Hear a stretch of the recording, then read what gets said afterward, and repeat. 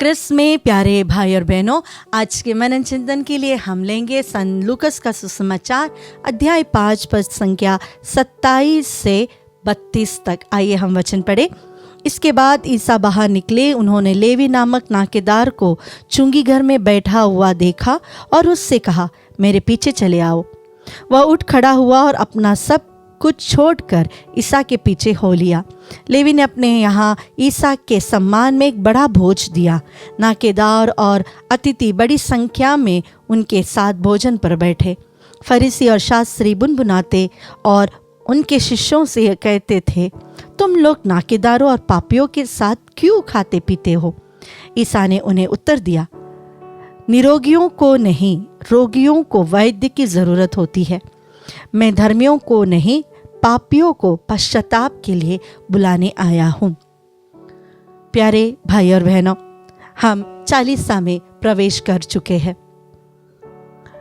यहां पर हम देखते हैं कि प्रभु एक नाकेदार को, जिसे समाज ने तिरस्कृत किया है, जिसे समाज ने पापी का नाम दिया है, उसे अपना शिष्य बनाते हैं।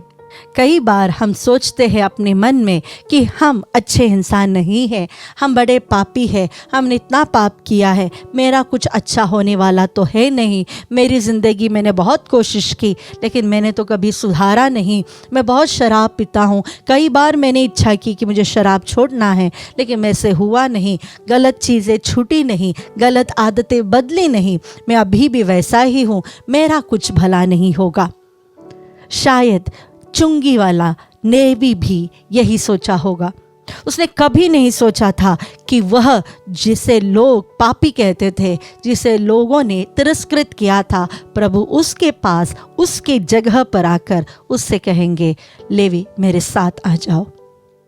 प्रभु आपकी दशा को समझता है, लेकिन अगर आपके और मेरे अंदर पश्चाताप है तो प्रभु हमें स्वीकार करने के लिए हमेशा तैयार रहता है। प्रभु आया इस दुनिया में ताकि वह हमें पापों से छुड़ा सके, अनंत जीवन प्रदान कर सके। अगर कोई अपने मन में सोचता है कि मुझे प्रभु की ज़रूरत नहीं, मैंने तो बहुत बड़ा पाप कुछ किया नहीं है, तो प्यारे भाई और बहनों, प्रभु यीशु आपके लिए नहीं है। वो आपके लिए नहीं आए हैं। फिर प्रभु उन लोगों के लिए आए हैं, मेरे जैसे लोगों के लिए आए हैं, जो मन में सोचते हैं, हाय मैं बहुत बड़ा पापी हूँ, मैंने प्रभु आपके दिल को दुखाया है, प्रभु मैंने आपके विरुद्ध पाप किया है।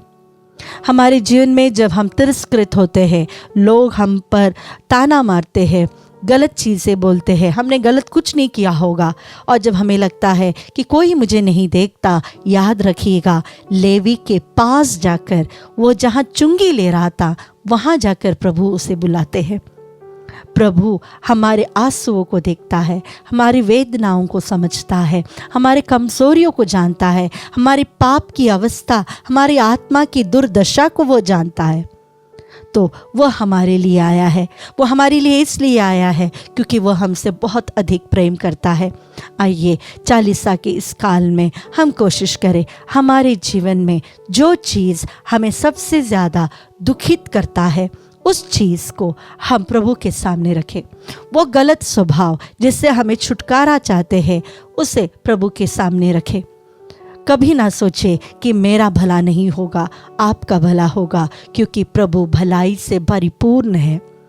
आपका बिजनेस नहीं चलेगा, ऐसा मत सोचिएगा, क्योंकि प्रभु आपको आशीष देने वाला है। ऐसा कभी मत सोचिएगा कि मैं बहुत बड़ा पापी हूँ और मैं अपनी इन आदतों को छोड़ नहीं सकता। प्रभु कठोर से कठोर पापी को भी जब क्रूस पर पड़े थे, उसको पश्चाताप देते हुए स्वर्ग में सबसे पहले प्रवेश भी दिया। हमारे प्रभु हमें पूर्ण रूप से समझते हैं, जानते हैं।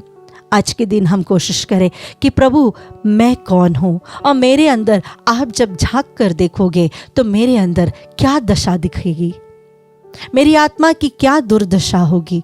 क्या प्रभु आपको मुझे देखकर दुख होगा या आप मुझे देखकर प्रसन्न होगे? और अगर आपको मुझे देखकर दुख होगा तो प्रभु आपको पूरे दिल से हम माफ़ी मांगते हैं, और हमें यह कृपा दीजिए कि हम अपनी पाप की अवस्था को पाप को, पाप से रिलेटेड हर एक चीज़ को छोड़कर प्रभु एक नया जीवन शुरुआत कर सके।